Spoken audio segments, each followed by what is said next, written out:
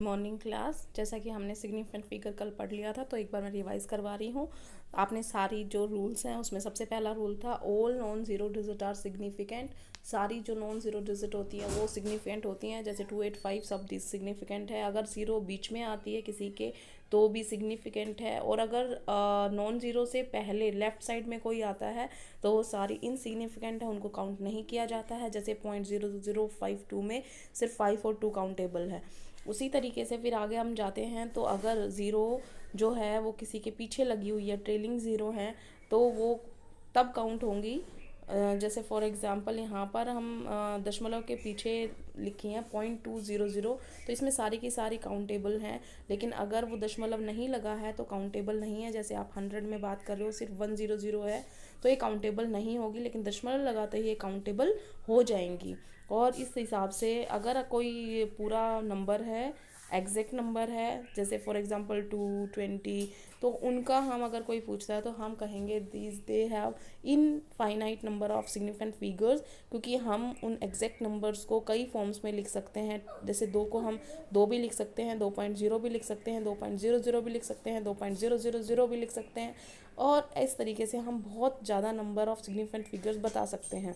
तो इसीलिए हमें अगर कोई एग्जैक्ट नंबर की पूछता है तो आपने उसको इनफाइनाइट आंसर देना है। उसके बाद आते हैं बेटा हम प्रिसीजन और एक्यूरेसी पर। तो प्रिसीजन और एक्यूरेसी कई बार मेजरमेंट में बहुत बार इस्तेमाल होते हैं वर्ड। बेटा एक्यूरेट तो आपको पता होगा, सुना होगा। जैसे हम ये कहते हैं बेटा आपने एक्यूरेट काम किया है। बिल्कुल, एक्यूरेट का मतलब होता है जैसा रिजल्ट, मान लो रिजल्ट आना था 2 और आपका रिजल्ट आया है 2, तो आप एक्यूरेट हो। या आपका रिजल्ट आया 1.99, तो आप एक्यूरेट हो। लेकिन प्रिसीजन का मतलब क्या है? प्रिसीजन का मतलब होता है closeness of the measurement. For example तुम मेज़र कर रहे हो कोई चीज़, जैसे वो 2 वाली चीज़ थी, 2 तो आंसर है आपका, ठीक है ना, वो तो आपका पक्का रिजल्ट अगर आप सही करते हो। तो प्रिसीजन का मतलब है जैसे आपका आ रहा है हर बार 1.4, 1.6, 1.4, 1.5, 1.4, आपके हर मेज़रमेंट का खुद से ही क्लोजनेस है, लेकिन वो वहाँ से क्लोज है कि नहीं है वो नहीं पता। तो प्रिसीजन का मतलब क्या हुआ कि जो आप मेज़रमेंट कर रहे हो उनकी रीडिंग सारों की बराबर आ रही है, एक साथ आ रही है, क्लोज आ रही हैं। तो प्रिसीजन का मतलब होता है क्लोजनेस। इसका मतलब ये नहीं होता है कि आपका आंसर से मैच करना चाहिए कि नहीं करना चाहिए। तो अगर कोई कहता है गुड प्रिसीजन, तो अगर आपने देखो, अगर मैं वही वाला एग्जांपल लेती हूँ, जैसे एग्जांपल 2 आपका आंसर आना चाहिए था, तो अगर आपकी वैल्यू आ रही है 1.4, 1.5, 1.4, 1.5, तो आपका मेजरमेंट बहुत प्रिसाइज है but you are not accurate. Difference समझ में आ गया? ठीक है। और अगर आपकी वैल्यू आती है 1.9, 1.8, 1.9, 1.8, तो देखो आपकी जो मेजरमेंट है वो 1.9, 1.8, 1.9, इसका मतलब साथ साथ है। तो आप अच्छा प्रिसीजन भी है आपका और 2 के क्लोज भी है, इसका मतलब आप एक्यूरेट भी हो। तो आप प्रिसाइज भी हो और एक्यूरेट भी हो। तो समझ में आ गया दोनों में अंतर। प्रिसीजन का मतलब होता है जो आप मेजरमेंट कर रहे हैं वो कितनी नज़दीक में है, कितनी क्लोज हैं। और एक्यूरेट का मतलब होता है जो आपका रिजल्ट है, जो आपकी एक्चुअल वैल्यू है, उससे आप कितना नज़दीक में हो, ठीक है ना, वो एक्यूरेट होता है। ठीक है, तो ये सब हो गया हमारा। तो इसने एक एग्जाम्पल दिखा रखा है, उससे हम बात करते हैं। फॉर एग्जाम्पल एक बच्चा है स्टूडेंट ए, ठीक है। स्टूडेंट ए ने काम किया, मेजरमेंट की, तो 1.95 और 1.93 आई। तो अब बताओ कि ये कैसा बच्चा है? प्रिसाइज तो है, ये बात तो पता चल गया आपको। अगला बच्चा है 1.94, 2.05, ये तो प्रिसाइज नहीं है, इसकी तो मेजरमेंट में डिफरेंस आ रहा है। अगला है 2.01, 1.99, तो इसका मतलब ये प्रिसाइज है। अब हमें ये नहीं पता इसका आंसर कितना है, तो हम देख लेते हैं कि मेजरमेंट कितना था एक्चुअल में। तो ये बोल रहा है ट्रू वैल्यू जो है वो 2 ग्राम थी, रिजल्ट 2 ग्राम था। तो अब आप बताओ स्टूडेंट ए को आप क्या कहोगे? स्टूडेंट को आप ए को कहोगे कि ये गुड प्रिसीजन था इसका, स्टूडेंट ए का, क्योंकि वो 1.93, 1.95 दोनों साथ साथ बोल रहा था, तो ये गुड प्रिसीजन था उसका। तो वो बहुत प्रिसाइज था। स्टूडेंट बी जो है उसकी एक रीडिंग बाहर जा रही है, एक रीडिंग बहुत ज़्यादा अंदर आ रही है, 2 आनी चाहिए थी। तो आप क्या कहोगे कि वो प्रिसाइज नहीं है, लेकिन उसकी रीडिंग थोड़ी सी क्या आई है, 2.05 एक एक्यूरेट है ना, तो थोड़ी सी एक्यूरेशन है, तो इसका मतलब वो क्या है, थोड़ा सा एक्यूरेट है। लेकिन स्टूडेंट सी जो है, ध्यान से देखोगे आप, 2.01, 1.99 और उसका एवरेज जो आ रहा है वो 2 आ रहा है। इसका मतलब वो तो प्रिसाइज भी बहुत ज़्यादा है और एक्यूरेट भी बहुत ज़्यादा है। तो ये डिफरेंस समझ में आ गया होगा आपको प्रिसीजन और एक्यूरेसी में। अब बात करते हैं हमारा जो सिग्निफिकेंट फिगर्स चल रहा था उसका एडिशन का और सब्ट्रैक्शन का रूल। एडिशन और सब्ट्रैक्शन करते वक्त आपने सबसे पहले ये देखना है कि जो डेसिमल पॉइंट है वो कितने पे है, ठीक है ना, सबका। तो यहाँ पर आप देखोगे ये 4 डिजिट दे रखी हैं, इसमें आपने ये देखना है कि आपका सबसे कम डेसिमल पॉइंट किस में लगे हुए हैं। तो देखो एक है 12.11, एक है 18.0, आप देख पा रहे हैं सबसे कम किस में है, 18.0 में।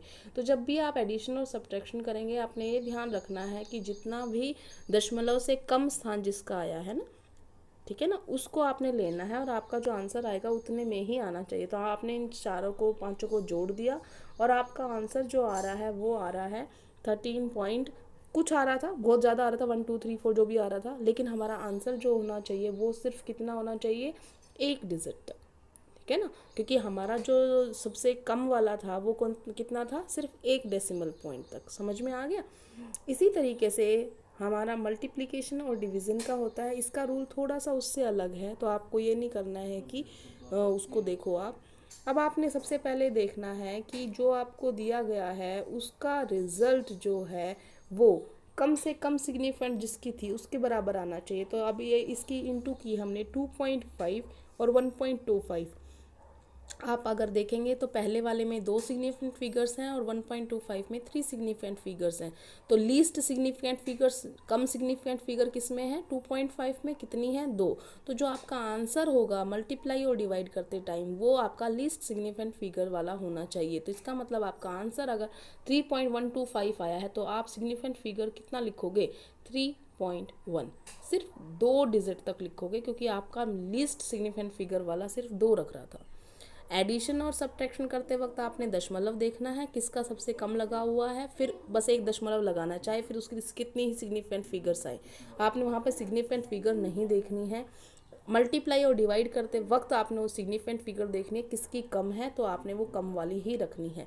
बेटा राउंड ऑफ आपको आता होगा मेरे ख्याल से, तो फिर भी अगर राउंड ऑफ मान लो, क्योंकि हम सिग्निफिकेंट फिगर लिख रहे हैं, जैसे हमने ये लिखा 3.125, उसको हमने सिर्फ 2 सिग्निफिकेंट फिगर में लाना है तो 3.1 लिखना था। तो आपको पता है कि हमें जो लास्ट जो हम डिजिट जिसको हम रखना चाह रहे हैं उससे आगे वाला अक्षर, जैसे 3.1 से आगे कितना था, 2। तो अगर ये 5 से कम होता है तो हम कुछ नहीं करते, एज इट इज़ लिखते हैं। अगर ये 5 से ज़्यादा होता है तो हम एक बढ़ा देते हैं। राउंड ऑफ आता होगा आपको, है ना। तो इसको अगर ये 6.5 होता फॉर एग्जाम्पल 2.5 की जगह पे, तो हम यहाँ पे 3.2 लिखते, है ना। और अगर कभी ऐसा हो जाए कि आगे वाला अक्षर 5 ही है, जैसे ये तो मैंने आपको बता दिया कि जैसे ये आंसर है 1.386 में हमने 6 को हटाना है, तो 6 तो 5 से बड़ा है, तो हम 1.38 को क्या कर देंगे, 1.39, जैसा कि आप देख पा रहे हैं यहाँ पर। उससे बाद अगला हमने पढ़ा 4.334 का, हमने 4 हटाना है लास्ट वाला, तो लास्ट में 4 था, 5 से कम है, तो हमने ऐसे कैसे लिखा 4.33। अब हम कह रहे हैं कि अगर वो 5 ही हो, अगला वाला नंबर जो हमें हटाना है वो 5 ही हो। अब 5 ना तो कम है ना ज़्यादा है, 5 है। तो आपने फिर क्या करना है, तो आपने ये करना है बेटा कि जो नंबर आपने रखना है, अगर वो इवन नंबर है तो वो चेंज नहीं होगा, बट अगर वो ओड नंबर है तो वो चेंज होके इवन बन जाएगा। मेरी बात साइड समझ में तो नहीं आई होगी मैं क्या कह रही हूँ। देखो 6.35 है, इसको ध्यान से देखो आप 6.35 है, इसमें हमने 5 को रिमूव करना, और 5 जो था ना वो कम है ना वो ज़्यादा है, 5 है। तो आपने फिर जिस नंबर को रखना है, तो हमने रखना किसको है, 3 को, उसे देखना है कि वो क्या है, ओड है या इवन है। यहाँ पर ये ओड है, ओड है तो हमने कहा था कि उसको 1 इंक्रीज कर देंगे हम, ठीक है ना। ओड को हम क्या बना देंगे, उसके अगले वाला इवन, 3 में 1 जोड़ दो, क्या बन जाएगा, 4। तो ये आंसर आएगा आपका 6.4। लेकिन अगर आपका है, देखो डिजिट 6.25, अब 6.25 में हमारा जो 5 हमने छोड़ना है, लेकिन उससे अगले वाला क्या है, इवन। तो जब इवन होगा तो हम एज इट इज़ रखेंगे, हम उसे चेंज नहीं करेंगे। तो राउंड ऑफ करके कितना आएगा जब हम 5 को हटाएंगे? तो 6.2। आई थिंक अब मैं क्लियर हूँ अपनी बात पे। तो अगर फिर भी आपको समझ नहीं आ रहा तो आप मुझे बता सकते हैं।